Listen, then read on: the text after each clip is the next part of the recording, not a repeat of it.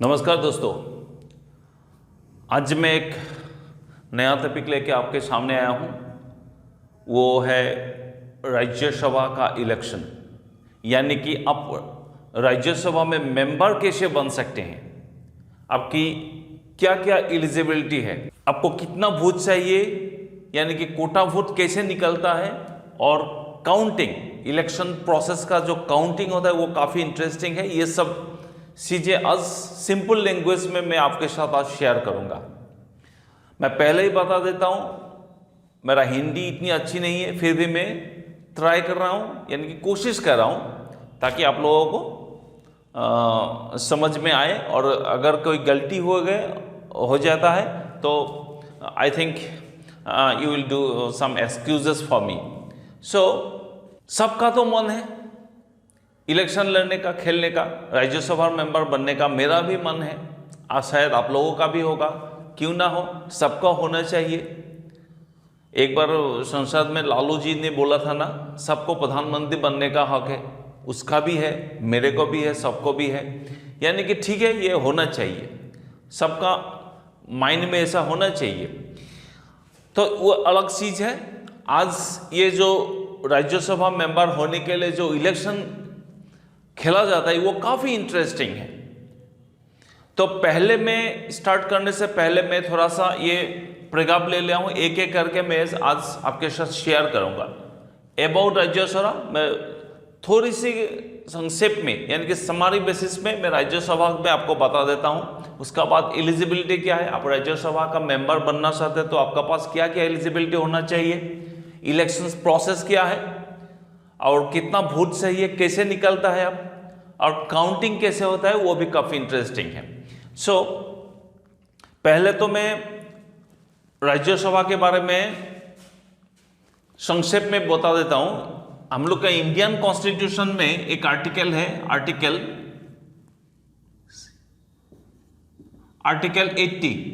ये आर्टिकल 80 में Indian constitution सब कुछ लिखा हुआ है अबाउट राज्यसभा मेंबर होने के लिए क्या क्या चाहिए, ये सारा का सारा प्रोसेस भी कैसा होगा, सब कुछ लिखा हुआ है। देखिए, और जो इलेक्शन होता है वो प्रोपोर्शनल रिप्रेजेंटेटिव सिस्टम, इसको कैसे लिखता है, प्रोपोर्शनल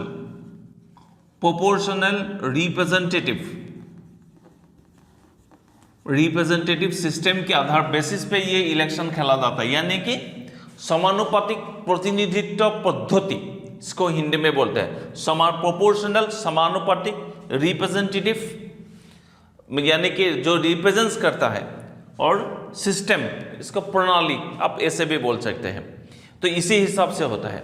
और एक सबसे जानने वाली चीज ये क्या है कि जो राज्यसभा का मेंबर होता है ना, वो सब स्टेट्स और यूनियन टेरिटरी से सिलेक्ट होके आता है। और राज्यसभा में एक्चुअली क्या होता है, राज्यसभा में जो इसको अपर सदन, अपर हाउस भी बोलते हैं, इसमें सिर्फ स्टेट का जो प्रॉब्लम है ज़्यादातर उसके ऊपर डिस्कस करना चाहिए। देखिए, हम लोग का कैपिटल है India, new Delhi is the capital of India. तो कैपिटल में संसद भवन रहता है, संसद भवन, इसमें दो, अब ये हो गया संसद भवन, इसमें दो पार्ट है, एक है राज्यसभा और दूसरा है लोकसभा। लोकसभा को बोलता है लोअर हाउस, जहां से हमें नया नया बिल, नया नया रिफॉर्म्स मिलता है और कंट्रोवर्सी भी मिलता है, और इसको बोलता है अपर हाउस। अपर हाउस ये टेम्पोररी है, लोकसभा टेम्पोररी है, क्योंकि 5 साल के बाद इसको डिसॉल्व हो जाता है, फिर से नया इलेक्शन हो जाता है। 5 साल तो क्या, 2 साल में भी खत्म हो सकता है। एक बार वाजपेयी गवर्नमेंट, आप सुना ही होगा, 13 डेज का सरकार था, वो भी गिर गया था। तो इसीलिए Lok Sabha is purely temporary I can say, और राज्यसभा जो है वो राज्यसभा फिक्स होता है, इसका कोई डिसॉल्व नहीं कर सकता, लेकिन इसका मेंबर जो है अगर कोई मेंबर सिलेक्ट होता है, अगर मैं सिलेक्ट होता हूँ राज्यसभा के लिए, तो मेरे पास 6 साल होगा, 6 साल का टर्म होता है, मेंबर का 6 साल होता है। और ज़्यादातर देखते हैं कि 2 साल के बाद ही 1/3 ऑफ द राज्यसभा मेंबर वो रिटायर्ड हो जाता है, बाद में फिर से इलेक्शन हो जाता है। तो आजकल ऐसा नहीं है, आजकल हर साल 1-2 सीट में इलेक्शन होता ही रहता है। सो संसद भवन में 2 कमरा है, एक है राज्यसभा अपर हाउस, एक है लोकसभा लोअर हाउस।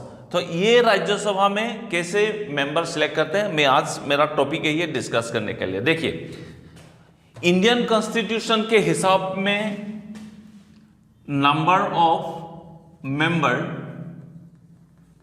इन लोक राज्यसभा इज इक्वल टू 250 है, अगर कॉन्स्टिट्यूशन के हिसाब में देखेंगे। लेकिन अभी इतना मेंबर नहीं है, क्योंकि एट नंबर ऑफ मेंबर, ये याद रखिए, सब क्वेश्चन में पूछता है, number of member in Rajya Sabha is equal to 245, अभी 245 है। सो क्वेश्चन पूछ लेता है, अगर क्वेश्चन करेगा कि कॉन्स्टिट्यूशन के हिसाब से इंडिया का टोटल नंबर के मेंबर कितना है राज्यसभा के लिए, तो आप बोलेंगे 250। बट अगर बोलेंगे एट प्रेजेंट कितना मेंबर एक्सेप्ट कर रहा है, वो है 245। और इसमें से 245 से 245 -12 कर दीजिए, क्योंकि ये प्रेसिडेंट नॉमिनेटेड है। नॉमिनेटेड कितने के लिए इलेक्शन होता है, 233 मेंबर के लिए इलेक्शन होता है। और ये 12 मेंबर जो है वो प्रेसिडेंट के द्वारा नॉमिनेटेड किया जाता है, जैसे आर्ट हो, कल्चर हो, देन साइंस हो, सोशल सर्विस हो। इसके लिए जो व्यक्ति भारत सरकार के भारत देश के लिए इसको क्या बोलता है, कॉन्ट्रीब्यूशंस करता है हिसाब से, तो उसको प्रेसिडेंट सिलेक्ट करता है। जैसे देखिए, सुप्रीम कोर्ट के retired chief justice Ranjan Gogoi को सिलेक्ट किया है कुछ दिन पहले। उसके बाद रेखा आया था, वो लिटरेचर के हिसाब से। सचिन तेंदुलकर आया था क्रिकेट के लिए, जो उसके अवदान दिया उसके लिए। जावेद अख्तर हो लिटरेचर के लिए। सो ऐसे कुछ मेंबर हैं जो प्रेसिडेंट नॉमिनेटेड करता है, उसको नॉमिनेटेड बोलता है। 12 मेंबर, आप इसको भी ध्यान से रखिए, only 12 number out of 245, therefore 230 member will be selected. और कैसे सिलेक्शन होता है आप देखिए, तो यही होगा टोटल। और एक जानना चीज है कि हर स्टेट में राज्यसभा का मेंबर अलग अलग होता है। क्यों होता है, हर राज्य का पॉपुलेशन के हिसाब से राज्यसभा का मेंबर सिलेक्ट करता है। जैसे इंडियन कॉन्स्टिट्यूशन में 4th शेड्यूल में ये पूरा का पूरा डिटेल्स लिखा हुआ है, कौन सी स्टेट में से कितने राज्यसभा मेंबर हमको मिलेगा।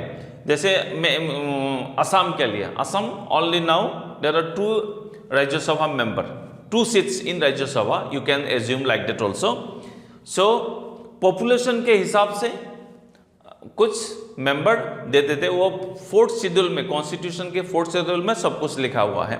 सो you can imagine there are 2 seats, मेरा होम स्टेट से असम, सो असम में से 2 सीट्स राज्यसभा के लिए सिलेक्ट करते हैं 2 लोगों को। तो इसमें देखिए, अभी हर कोई का मन है प्रधानमंत्री बने का, मेरा भी मन है राज्यसभा के लिए चुनने के लिए। अगर एक बार सिलेक्ट हो गया तो मैं 6 साल के लिए लॉ के ऊपर, डिफरेंट टाइप्स ऑफ बिल के ऊपर मैं अपनी योगदान दे सकता हूं। तो इसी हिसाब से मेरे पास ऐसा कौन सी क्वालिटी होना चाहिए, एलिजिबिलिटी क्या है, इसके ऊपर मैं अभी डिस्कशन करूंगा आपके साथ। जैसे भी आप लोग भी राज्यसभा मेंबर बन सकते हैं। मेरा एक दूसरा उपाय भी है, वो मैं एलिजिबल के बाद में आपको बताऊंगा, आप कैसे easily member of parliament, member of Rajya Sabha member आप बन सकते हैं। देखिए, एलिजिबल के ऊपर डिस्कशन करेंगे अभी हम। Citizen of India must be a citizen of India.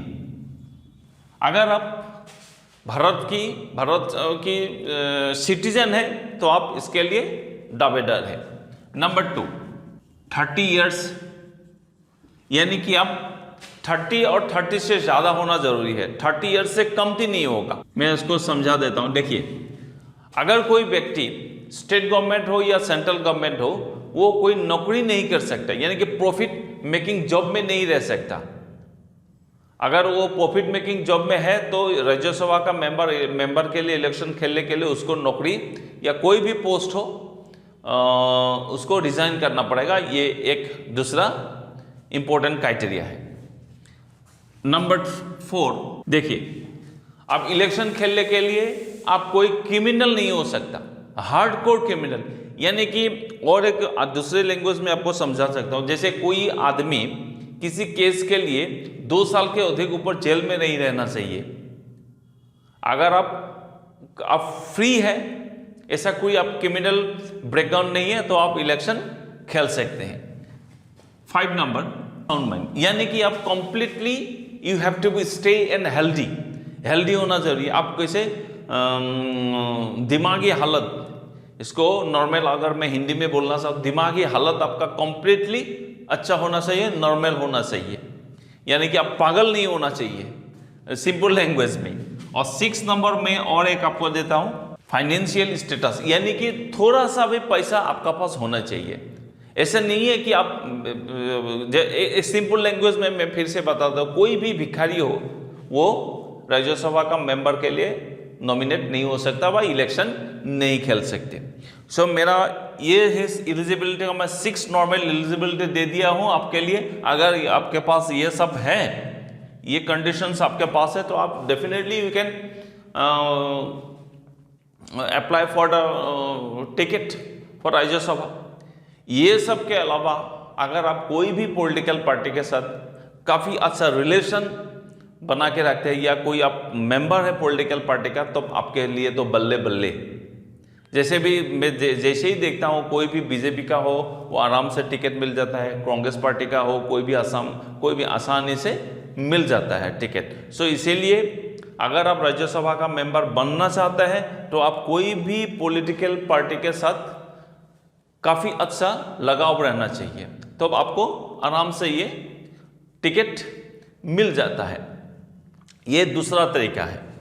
तो नेक्स्ट मैं अभी डिस्कशंस करूंगा इलेक्शन प्रोसेस के बारे में। ये इलेक्शन प्रोसेस क्या होता है, कैसे इसको इलेक्ट किया जाता है। अबाउट राज्यसभा ये हो गया, एलिजिबिलिटी मैंने डिस्कस कर दिया। अभी इलेक्शन प्रोसेस देखिए, इलेक्शन प्रोसेस क्या है। हम लोग जब नॉर्मली जनरल इलेक्शंस होते हैं तब हम लोग जाते हैं, नॉर्मल जो पॉपुलेशन से जो भी इंडियन का वोटर है सब लोग जाते हैं और ईवीएम मशीन में टिक कर देता है, बस काम खत्म।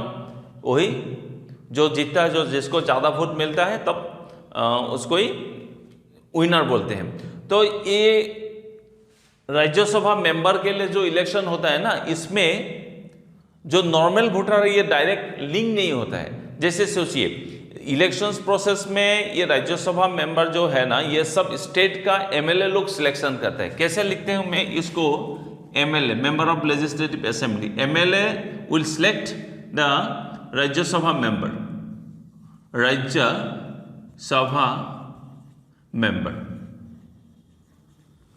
देखिए, और एमएलए को कौन चुनता है, नॉर्मल वोटर ऑफ स्टेट।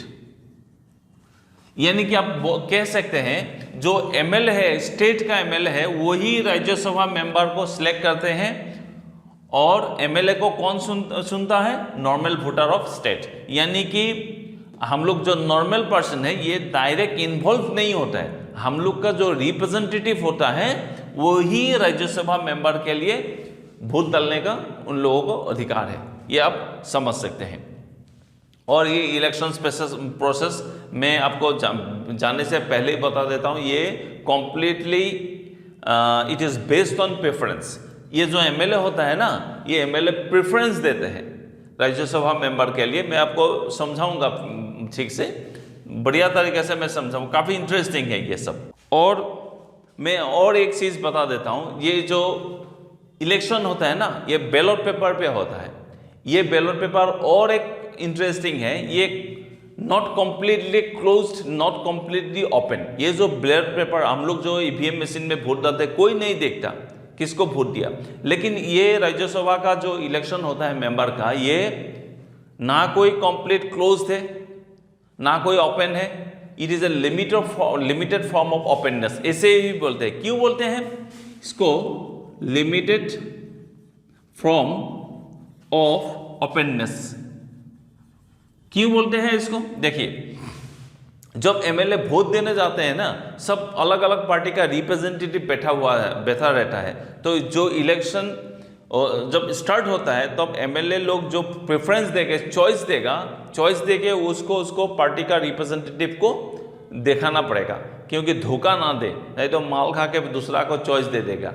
ये सब तो होता ही रहते। आज से 2 साल या 3 साल पहले देखिए, एक बार गुजरात का जो राज्यसभा का इलेक्शन हुआ था, वो रात को 2 बजे तक चला था, क्योंकि वही कुछ इसमें भी कुछ खराबियाँ थी, वो किसी को दिखा दिया, दूसरों को दिखा दिया, ऐसे ही कुछ हुआ था। तो इसीलिए राज्यसभा मेंबर का जो इलेक्शन होता है, ये पूछता है एग्जाम में, ये कंप्लीट क्लोज नहीं होता है, ओपन कंप्लीट ओपन नहीं होता है, is a limited form of openness, क्योंकि किसी को इसको वोट को दिखाना है।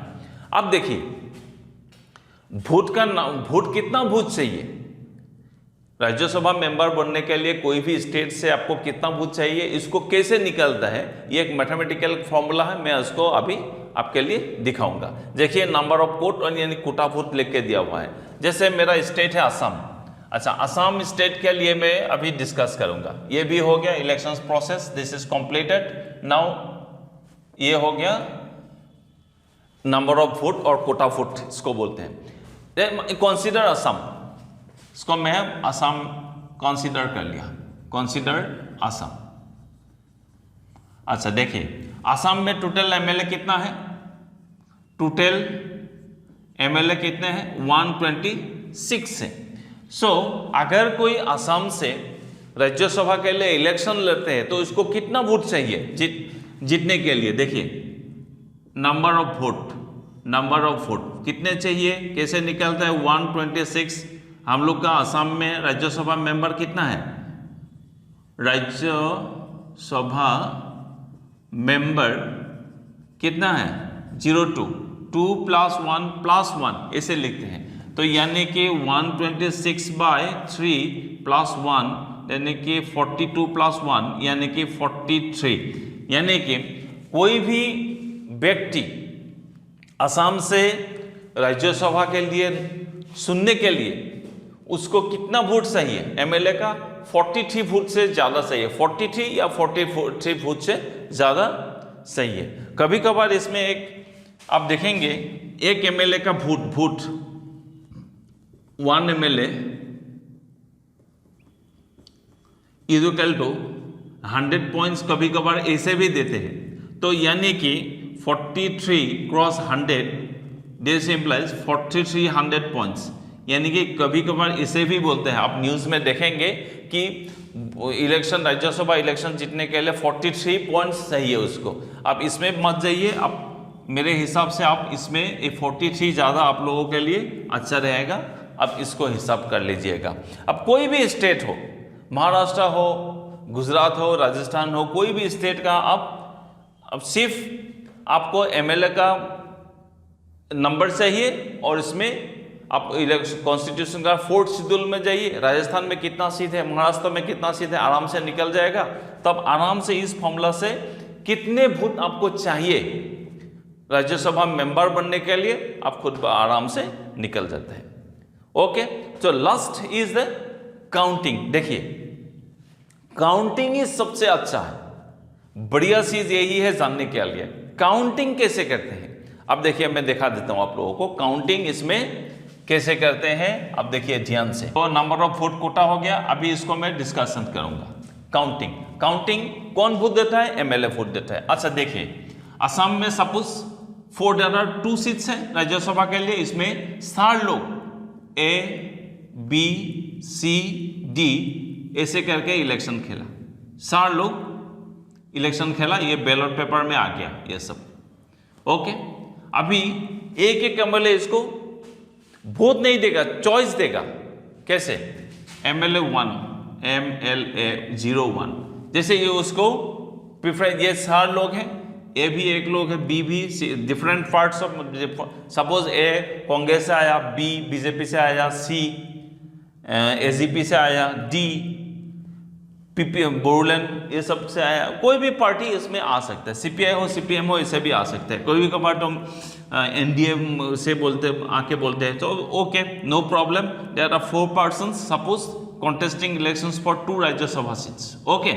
सो MLA 1 आके क्या करेगा, इसमें वो चॉइस देगा, से बी को 1 चॉइस यानी कि फर्स्ट चॉइस, सी को 2, ए को 4, डी को 3, यानी कि आप इसमें समझिए MLA जो 1 है वो MLA किसको पसंद करता है, पहला बी को, जैसे राज्यसभा मेंबर उसको फर्स्ट चॉइस बी है, सी को सेकेंड चॉइस दिया है, डी को थर्ड चॉइस, ए को fourth choice. So similarly suppose MLA 02 number 2 वो किसे सिलेक्ट करते हैं, सपोज बी को फिर से 1 दे दिया, 3 दे दिया, 4 दे दिया, 2 दे दिया, यानी कि वो क्या कर दिया, MLA 2 क्या कर दिया, बी को फर्स्ट चॉइस दे दिया और बाकी सेकेंड चॉइस ए को दिया, थर्ड चॉइस सी को दिया, फोर्थ चॉइस डी को दिया। इसी हिसाब से कंप्लीट जितने भी MLA है 126 MLA है, असम में कितना है MLA कितना है 126 है, ये एक एक करके चॉइस देगा, चॉइस देने के बाद में टोटल करेगा इलेक्शंस कमीशन, इसको टोटल में करेगा, इसको ऐसे ऐसे पकड़िए आप, सब लोग दे दिया। अच्छा, देने के बाद देखिए मैं आपको समझा देता हूं, suppose B has got 51, C has got 40, D has got 20 और इसको मिला 30 मिला। अब देखिए हम लोग को कितना चाहिए था असम के लिए चुनने के लिए 43, तो यानी कि ये बी को कितना मिल गया 51 पॉइंट्स मिल गया, यानी कि दिस इज विनर।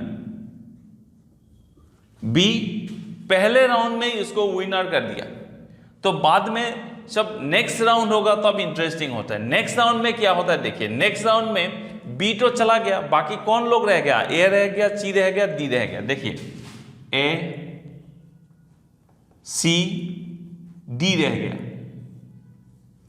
ये लोग कितना मिला था, ए को 30, देन बी चला गया, ये विनर हो गया, सी 40, डी 20। अभी क्या होगा राउंड 2, ये तो राउंड ये 1 राउंड 1, ये राउंड 1 में ही बी सिलेक्ट हो गया, और राउंड 2 इसको बोलते हैं राउंड 2, राउंड 2। ये मत समझे ये वोट है, ये प्रेफरेंस है, please remember this one.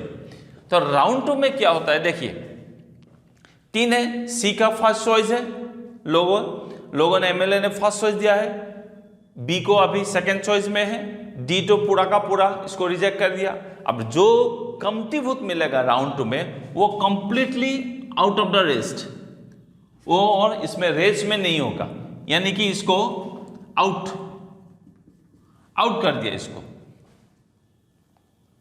Out करने के बाद क्या है, अभी देखिए इसका कितना पॉइंट्स मिला था 20 मिला था, 20 में से कुछ तो होगा, कुछ MLA ने इसको फर्स्ट चॉइस दिया है, कुछ MLA ने सेकंड चॉइस दिया है, कुछ MLA ने थर्ड चॉइस, ऐसे करके ये जितने भी वोट मिले थे ना इसको इन ए और सी प्रेफरेंस बेसिस पे सी और ए के बीच में इसको दे देगा। जैसे सपोज इसको मिल गया